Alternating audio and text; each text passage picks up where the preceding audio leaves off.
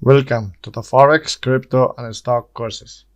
It's the first ever detailed and complete step-by-step course of Forex, Stock, and Cryptocurrency that presents to you by Meta Online Business Club. This course covers all levels from beginner to hyper advanced. If you are new in this business or it's been a long time you are in this market but still you cannot make money, don't worry. This course exactly has designed for you to improve your skill to the highest level of knowledge and experience in this field.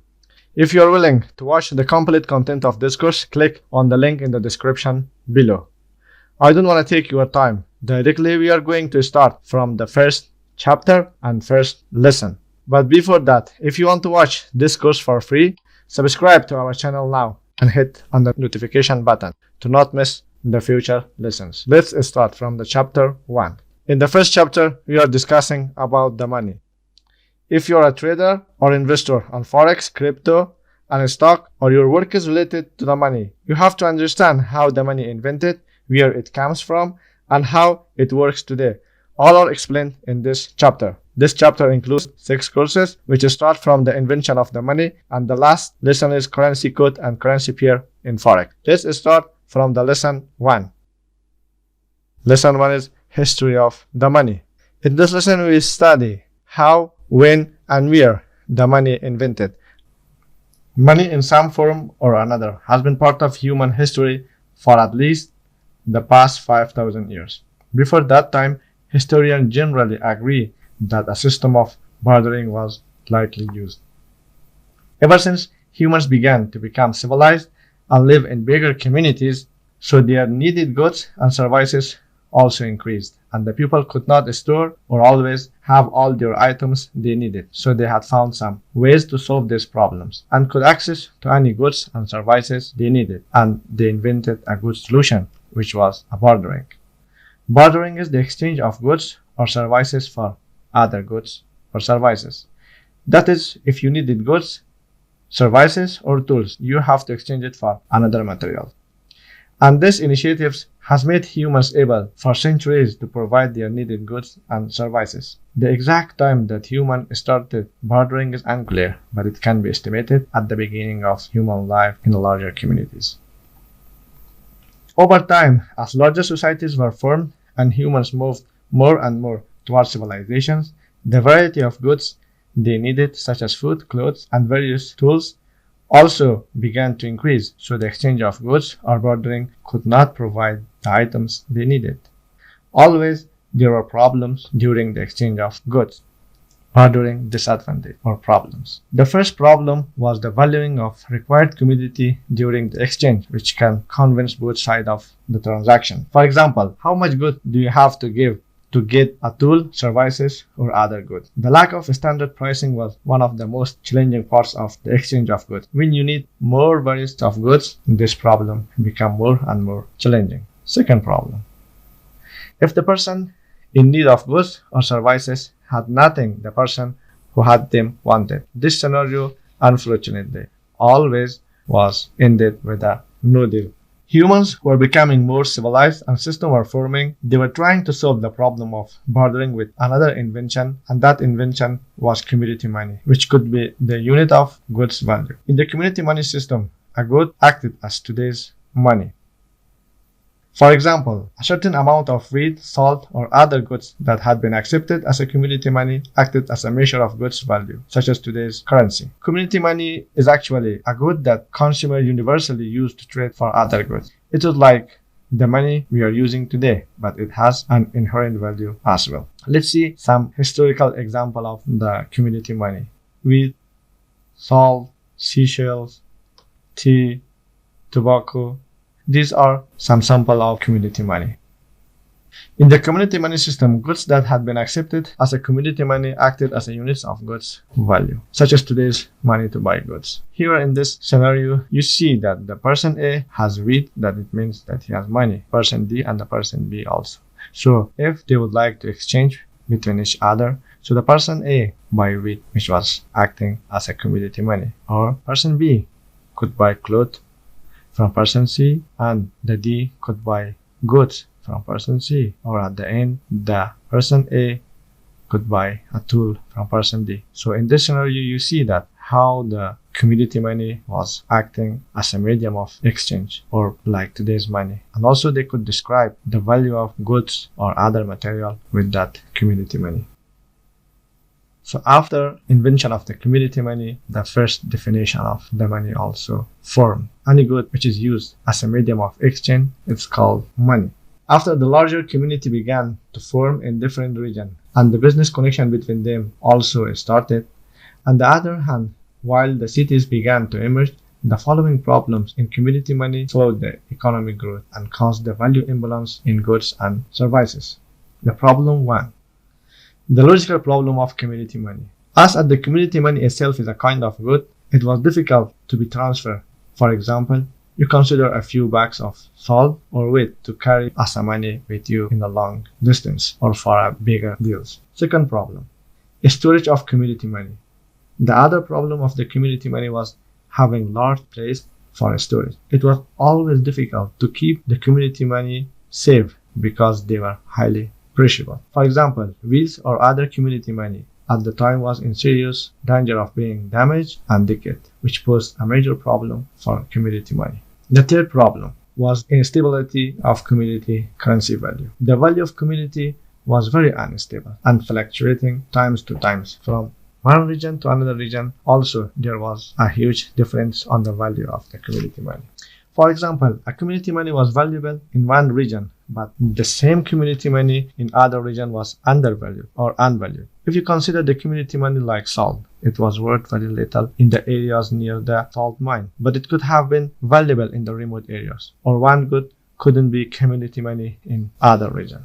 Community money was able to solve the problem of transaction and exchange of goods for a long period of time, but by expanding the trade among the people and expanding trade items, community money could not meet the required business and services of people and governments.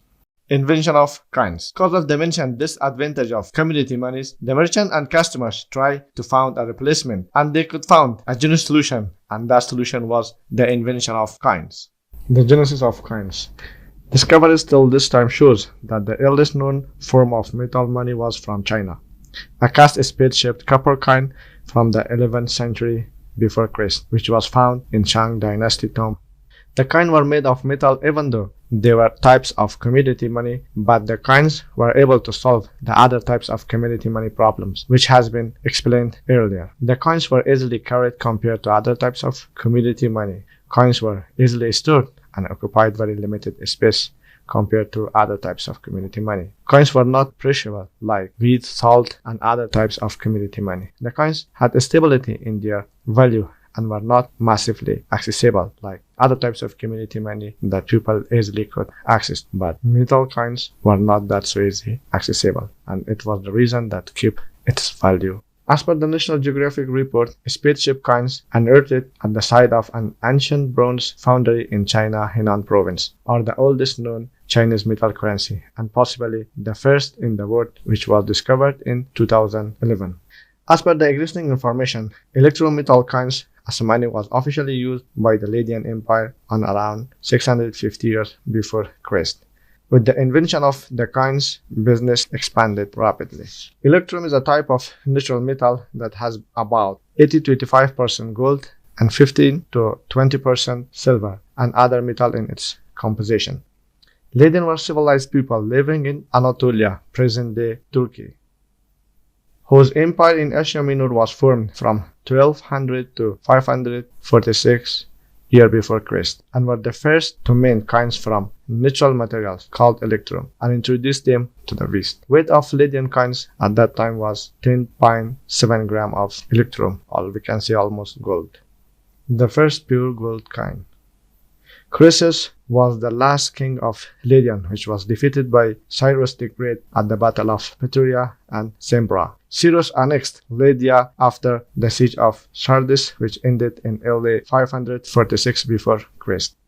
During the Croesus, around 550 before Christ, crescit was a type of coin either in gold or silver, which was minted in Sardis by the king of Lydia. Croesus is credited with issuing the first true gold coins with a standardized purity for general circulation and the world's first bimetallic system as well. Bimetallic standard.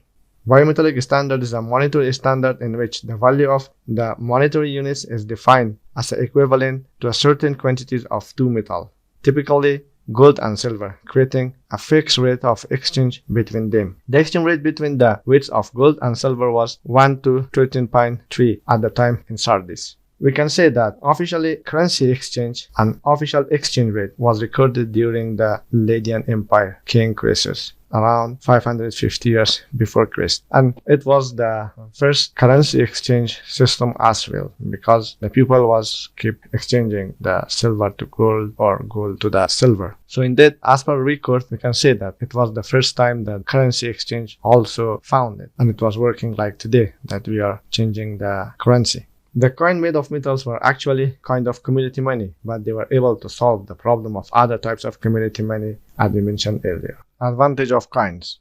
1.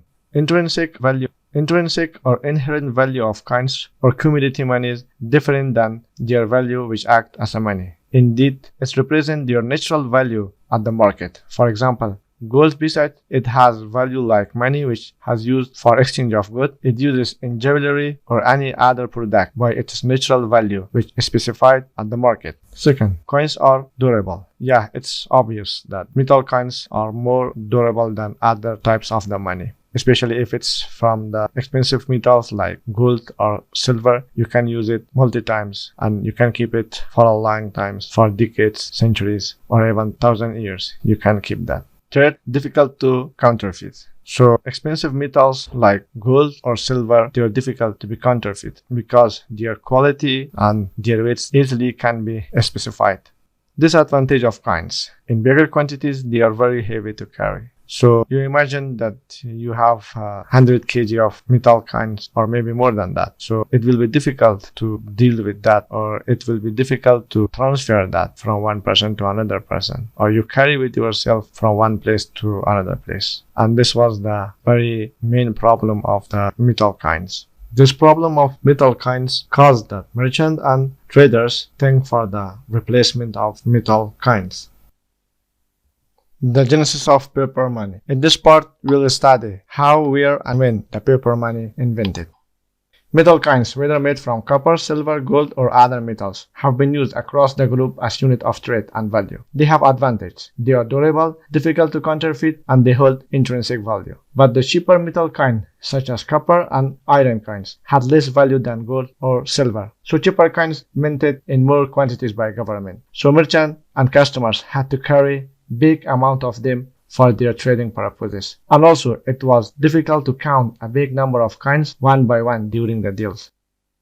So for solving this problem during the Tang dynasty, coins were designed with the square holes in the middle, called kai yuans. The Tang designed such type of coin to be carried on a string. For larger transactions, traders calculated the prices as the number of coin strings. It was workable for some times, but in bigger quantities of string, it was very heavy to carry. These are the Tang minted coins. Seems to be very heavy. Again, during the Tang dynasty, merchant found a good solution to leave those heavy string of coins with a trustworthy agent who would record how much money the merchant had on a deposit on a piece of paper. And it was a paper bill note that could then be traded for a good like money. And the seller could go to the agent and redeem the note for the string of coins. Indeed, it was the first step toward paper money and the start of the banking system as well. As trade expanded along the Silk Road, this simplified bill notes considerably was a good solution than carrying a heavy string of copper coins. At the beginning of the Song dynasty, the government licensed a specified deposit shop where people could leave their coins and receive notes like modern-day banks. In the 11th century, Song authorities decided to direct control of this system. In 1265, the Song government introduced jiaozi as a truly national currency, printed to a single standard usable across the empire and backed by silver or gold. This is the first paper money which was printed in China during the Song government in 1265. The Song established factories to print paper money with wood blocks using 6 colors of ink. The factories were located in Qingdao, Hangzhou, Huzhou, and Hanxi, and each used different fiber mixes in their paper to discourage counterfeiting. This is the wooden plate box which was used for printing the jiaozi during the Song dynasty. The jiaozi was available in denominations between 1 and 100, a string of coin. This initiative practically was a brilliant solution for replacement of those heavy string coins to be transferred during a deal. The merchant and customers, instead of carrying hundreds string of coins, they could keep a light paper which was equal to 100 string of coins. This currency lasted only 9 years because the Song dynasty later fell to the Mongols in 1279. Mongol influence and the world's first fiat money. In this part, we will study how the Mongol influence in China affected the currency monetary system and caused the invention of fiat currency or government-backed money. The Mongol Yuan dynasty, founded by Kublai Khan in 13th century, grandson of Genghis Khan, issued its own form of paper currency in 1260 called Chow. However, the paper money was not backed by gold or silver. It was government-backed money, the same as today's fiat money. Kublai Khan was the first who introduced the fiat money in the world. The problem with the many new forms of money is that people are reluctant to adapt them. Genghis Khan's grandson didn't have that difficulty. He took measures to ensure the authenticity of his currency, and if people didn't use it, wouldn't accept it in payment, or preferred to use gold, silver, copper, iron coins, or any of the older form of payment prevalent in China, he could have them killed. This solved the question of optic, so easily people adopted. The Yuan dynasty printed big amount of government-backed currency, leading to high inflation. This problem was unresolved until the dynasty collapsed in 1368 by Ming dynasty. Government-backed paper money stopped. Ming dynasty to control the inflation which was created during the Khan dynasty, so Ming suspended the program of government-backed paper money in 1450. For much of the Ming era, silver was the currency of choice, including tons of Mexican and Peruvian ingots brought to China by Spanish traders. China would not use paper money again for 450 years. They only started using it again in 1890s when the Qing dynasty started circulating the yuan, and that continues to be the name of the Chinese currency today, which is called Chinese yuan.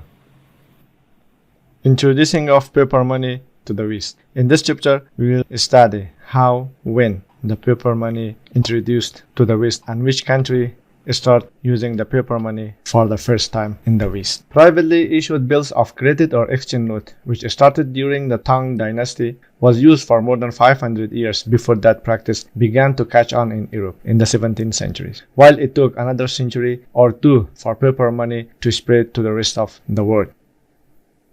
When the Venetian merchant Marco Polo and other Western merchants got to the China through Silk Way in the later part of the 13th century, Marco Polo saw many wonders: gunpowder, coal, eyeglass, and paper money. One of the things that astonished him most, however, was new invention implemented by Kublai Khan, a grandson of great Genghis Khan. It was paper money, introduced by Kublai in 1260. Polo could hardly believe his eyes when he saw what the Khan was doing. Even though the European merchants in 13th century were familiar with the Chinese paper money, but in the Europe technically, the first example of European paper money issued by the Stockholm Banco in 1666, although it didn't become as widely adopted as seen in Britain with the Bank of England.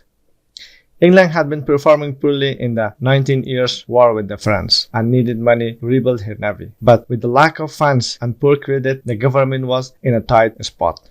The Bank of England was established soon after in 1694 as a private bank to provide loan to the government, primarily to fund the war against France, which took almost 9 years. King William and Queen Mary were the two of original England Bank stockholders. While the bank receiving loan from the lenders, bank was issuing note which was redeemable to gold or silver.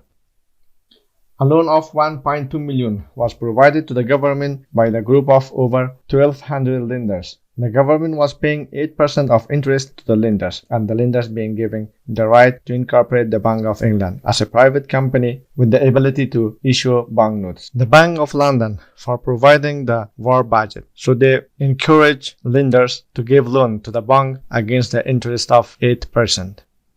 Lender was giving the gold or silver to the Bank of England, and Bank of England was issuing them the banknote, which was working like money as well. And then the Bank of England was sending that assets to the England government, and England government was used that for the war, which was between England and France. So as the war took almost 9 years and it became too lengthy, so the Bank of England was keep issuing the banknotes and was receiving the assets like silver or gold against the interest of 8%. As the war cost was more, so the Bank of England had to issue and print more notes. And at the end, when the lenders came back to the bank to redeem their banknotes, so the Bank of England was not able to repay against their notes because London Bank issued more notes compared to its gold reserve. Even though it was not a successful experience for the Bank of England, but issuing the note at least it's opened the first step of practicing the paper money in the West by Great Britain. Introducing of paper money in the United States. The first paper money in the colonial area was issued by Massachusetts in 1690 as a means to pay their soldiers. When they issued this money, they pledged to redeem the notes in gold and silver. This note, which was given to the soldier by Massachusetts government in 1690 in the United States, it was the first step of paper money in the United States. At the end of this lesson, I would like to give you an homework. When the paper money printed for the first time in your country.